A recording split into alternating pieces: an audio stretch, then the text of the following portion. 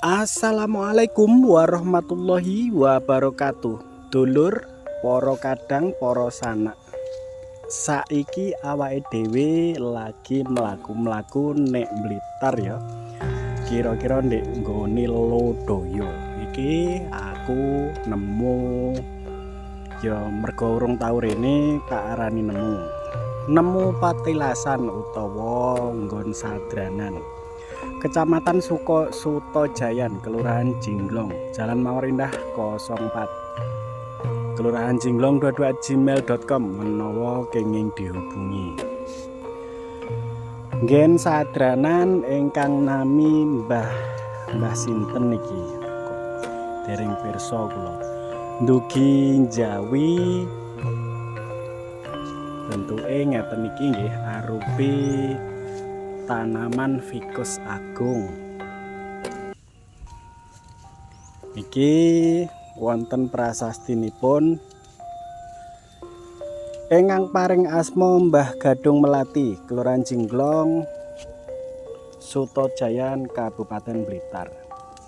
Menawi dulur-dulur sederek-sederek, para kadang, para sanak,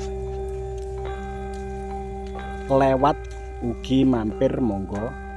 Nggenipun bebas nggih teng mriki, langsung teng pinggir dalan.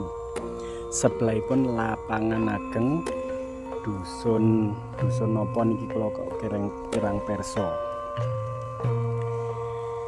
Kita langsung mlebet.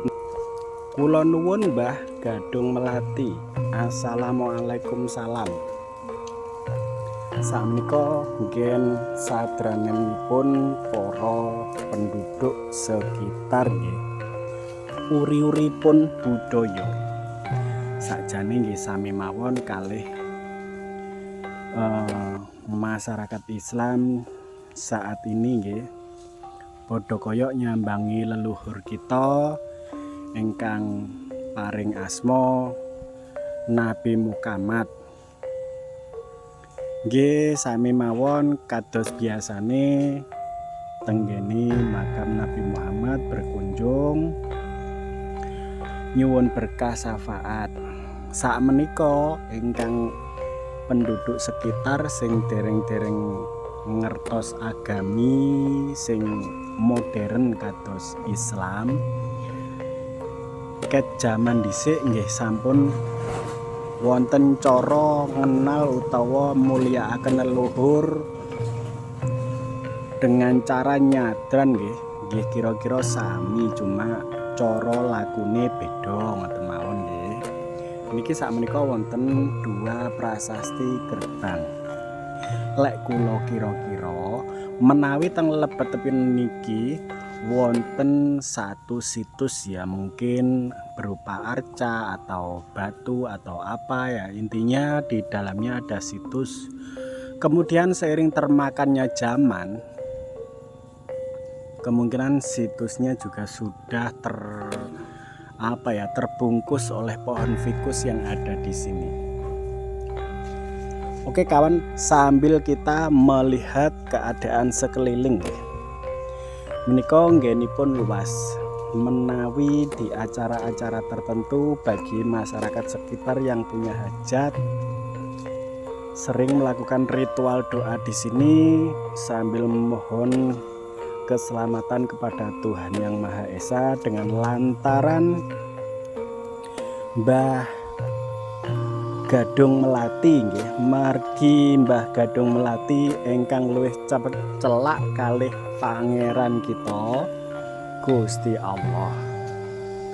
Dadose kagem lantarane Mbah Gadung Melati ugi-ugi kajat lan doanipun awake dhewe dipun ijabah.